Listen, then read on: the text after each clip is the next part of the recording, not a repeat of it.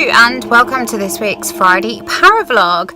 Now I'm currently away on holiday, so I'm having to film this as I go, but this week I thought, considering I'm away, I've only got access to certain captures and items and things like that, so I thought this week I'll do a vlog on past paranormal captures of ghosts, which I believe I have caught to camera. I'll also include one which Becky has caught to camera, which is pretty good too.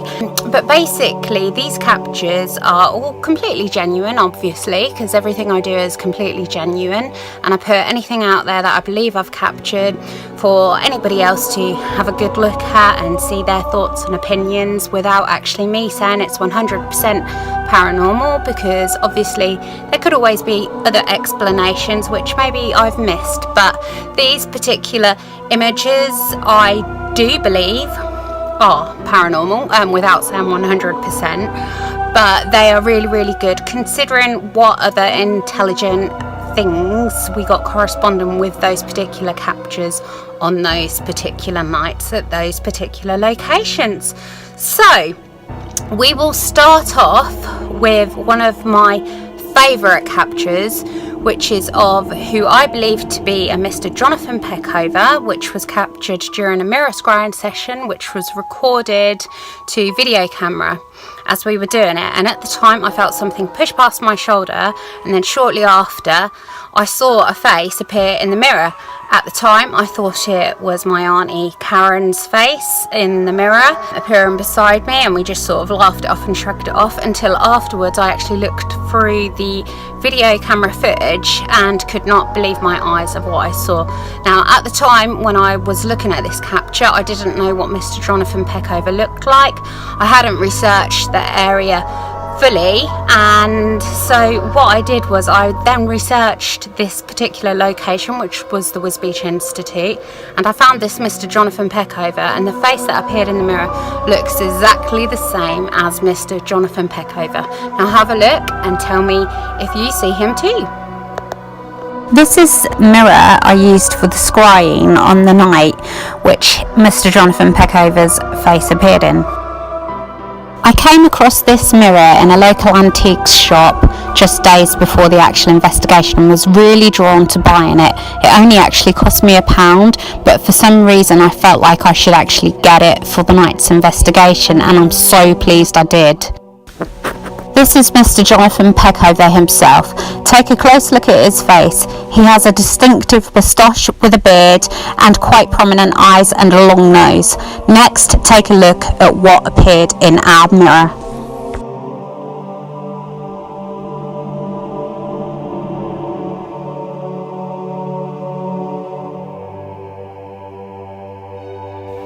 Second. Okay, this is an image of what I believe to be two dark figures of ghosts captured at Castle Acre in Norfolk. Now, these two dark figures appeared at the end of the bridge, and this was about the third time I'd been to this location, but on previous visits I had actually seen a dark figure at the end of the bridge, only one dark figure, but on this image you can see what looks like two dark figures crossing the bridge. Also at this particular location I had also seen two figures crossing the bridge, and sort of like they were marching across the bridge and then they disappeared off the middle of the bridge, and I wasn't the only one who saw that. Other people witnessed that, and on another investigation at that location other completely different people also witnessed the same thing of two figures marching across this bridge and then disappearing. So this image is what I believe to be two figures at the end of this bridge, possibly marching over, and I must have captured it just at the right time. Now I see it as clear as anything. You may not be able to see it, but have a look and tell me what you think. Look toward the end of the bridge and you can see what looks like two dark figures. They almost look as though they're staring straight at me as I'm taking the picture. They look as though they're about to walk over the bridge. I originally witnessed only one shadow person on a previous investigation, but I was amazed when I got home and actually discovered these two dark shadow silhouettes at the end of this bridge. They cannot be explained away as anything other than a shadow people. Okay, next up we have Kelvedon Hatch nuclear bunker. Now, I did a recce there before we actually went and investigated, on the night we investigated, and I laid down in one of the most known haunted areas of that particular location, which is near the bunk beds. Now, people have claimed that there are very dark energies in this area. People have seen things in this area, and on this particular day in the daytime on the recce, I decided to lay on the bed, and I asked my assistant to take photographs of me as I was laying on the bed, trying to conjure up the energies to draw close to me as I laid there. And looking back at the images, this is what I came across. Now, there looks to be this very, I would say, demonic looking face hovering over me. So take a look and see what you think to this.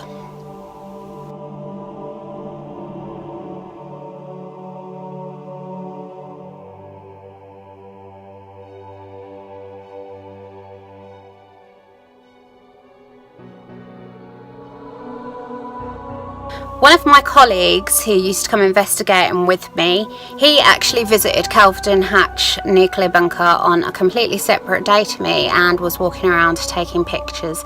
And he actually took pictures in that particular area, and he came across the same looking face on one of his photographs in the same room but in a slightly different location.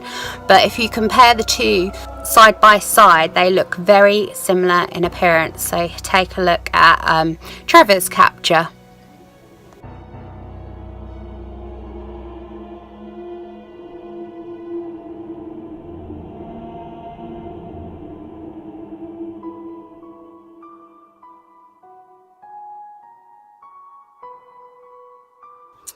So next up, this is another one of my favourite clips. This one again was captured to my night vision camera whilst I was recording. Now, we were in an old church, which is now a ruins, and basically we were experiencing creepy things at the time. We kept hearing footsteps around us, and we'd also seen a light anomaly as well with our own eyes right in front of us, which looked like this glowing tennis ball in the sky, and we'd seen this a few times. But when I got home and I went through my footage, I was amazed when I come across this figure, and it actually looks like a monk walking across in front of the camera just beside us. Now, this is so clear to me. You can see it really, really clear. So have a look and see what you think to this one.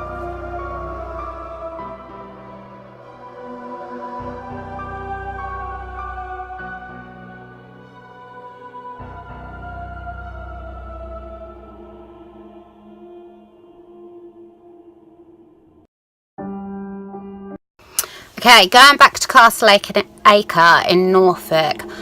On one particular investigation, I had my games camera set up on the bridge, which is capable of going off by motion detector sensor. So anything that crosses its path in front of it, it will trigger the camera to go off, and it will take 3 snaps, 3 photographs in a row, and it will also take a 10-second video. Now, on this particular investigation that night, a group of people who were actually inside the castle saw the 2 figures crossing the bridge and disappearing. And at that time, on the timestamp of my game camera, which was set up completely correct on that night, this is what my game camera captured. Now, it's not very clear, but something crosses the path in front of that game camera. Now, other explanations for this could be somebody walking across the bridge, one of us actually walking across the bridge, but the timestamp is completely correct and coincides with the time that the people saw these 2 figures walk across the bridge, and there's just no other explanation for it. Although it looks almost like the sleeve of somebody walking past, at that particular time nobody had crossed that bridge. So again, this is an unexplicable capture, which could be paranormal, but it's one of those that left me sort of scratching my head and thinking, is this the two figures again, which my colleagues investigating with me on this night have seen? So have a look at this.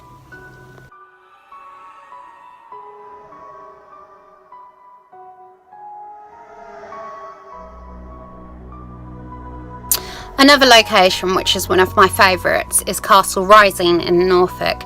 Now, we investigated there this particular night and we got some very credible responses through various different equipment, especially the Echovox there. We had personal experiences there, but one of my colleagues who was there on the night investigating with us, who came along, he was taking photographs down in the main cellar area of the castle, and he thought he'd captured something on one of these images, and he showed me where he thought it was, and I had a good look and I couldn't see anything there, but what I did discover was absolutely amazing.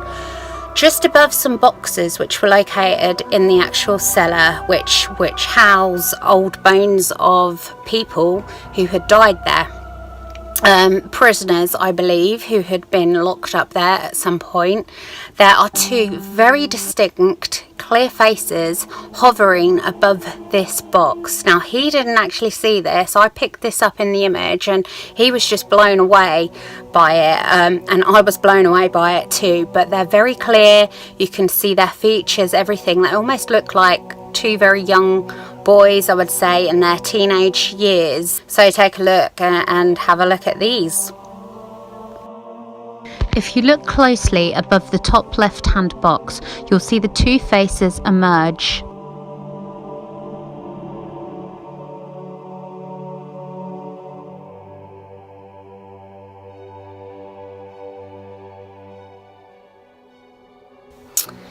Okay, the next capture was taken at Grundon Hall.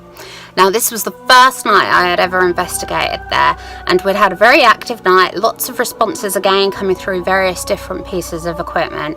But before I left that night, for some reason I just felt like I should take photographs from the car park area aimed towards the actual main building itself. And when I got home and looked through my footage and my photographs again, I actually discovered what looks like the ghostly figure of a woman walking in front of my camera in between the car park and the main building. Now, I can see her as clear as anything. She has long hair and she looks like she's got a flowing dress. So, you know, again, it could be explained as a smudge on the camera lens. It could be explained as light contamination. But personally, how clear I see that image, I think this is actually a very good, credible capture indeed, if it could be one of the ladies who haunts Grundon Hall. So have a look and see what you see here.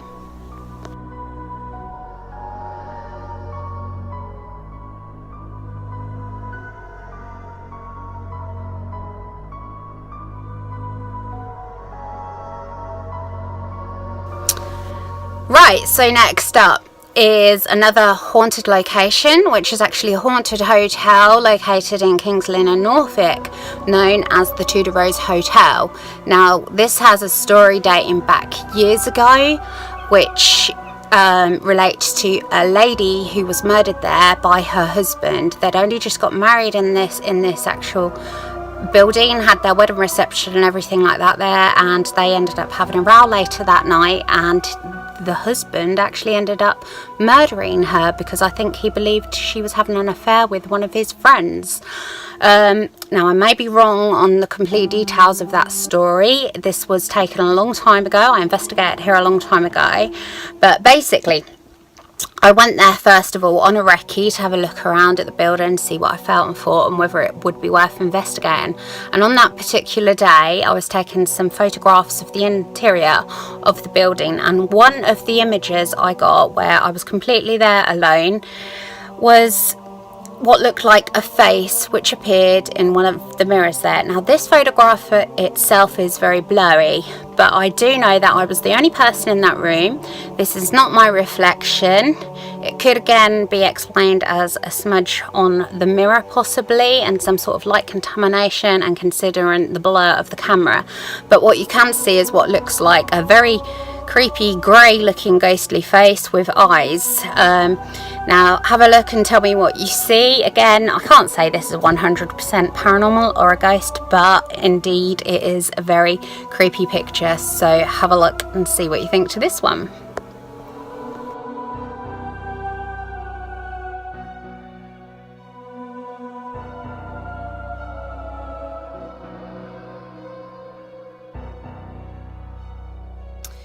Going back to Kelvedon Hatch nuclear bunker, now on the night that we investigated here, another creepy apparition, which could be explained by the shadowing of something, basically was caught on my night vision camera as I was filming around, and this looks like a very dark figure behind one of the exhibits in Kelvedon Hatch bunker. Now it's very creepy, and when I first saw it, it really creeped me out, and I just kept looking and looking for any explanation as to what it could actually be. Could it be a shadow of the items that are there?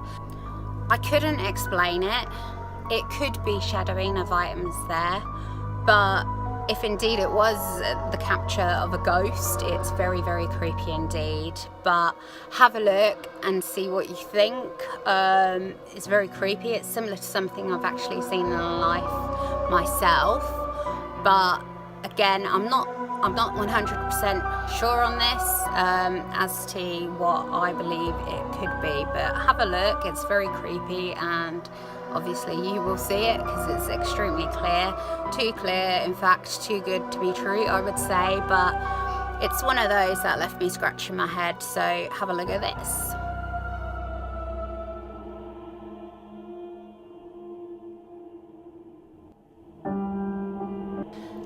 Next up, now this photograph is Becky's photograph, and this was taken at Sharnbrook Mill Theatre in Bedford.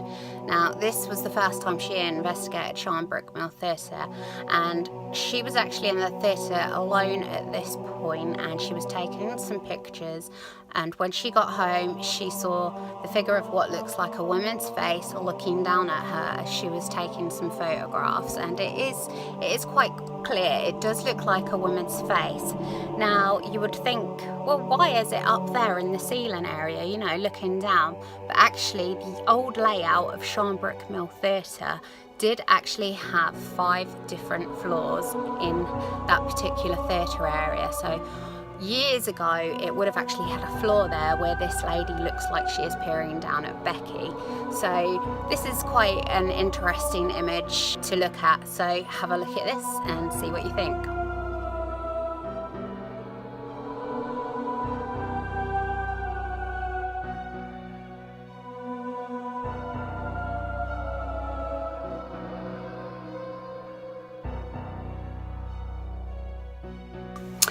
Last but not least, here is an image taken at 30 East Drive. Now this house is known as Europe's most haunted house, haunted by, which is commonly known, the Black Monk of Pontefract.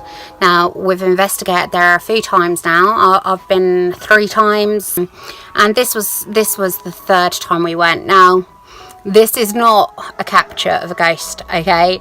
This is actually a conifer which is just outside the front of the house. But when you look at the photographs really quickly and you can't remember your surroundings or what was where, just on first glances it actually looks like a huge black monk outside of the front of the house. Now this isn't the Black Monk of Pontefract, but it does look very similar to it. But again, it's not. It is a conifer. But I actually posted this to the Indico Paranormal Facebook page for people to have a look at, and this was instant when I posted it, because basically I was posting some images to our Instagram feed, and I saw this and I thought, oh my god, look at that, I'm going to post that to the Facebook page, see what people think. But it was debunked as being a conifer, and it definitely is a conifer. Now, I didn't say it was the Black Monk of East Drive. I did not claim it was at all. I just basically put this picture on the page for people's perusal, basically, because I thought it was quite interesting to put out there. So have a look at this.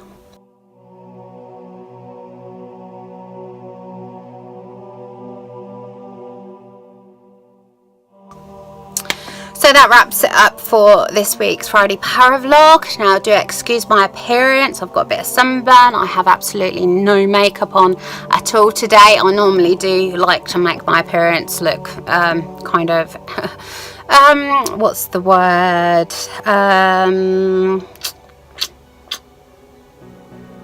Decent? As decent as I can look, anyway.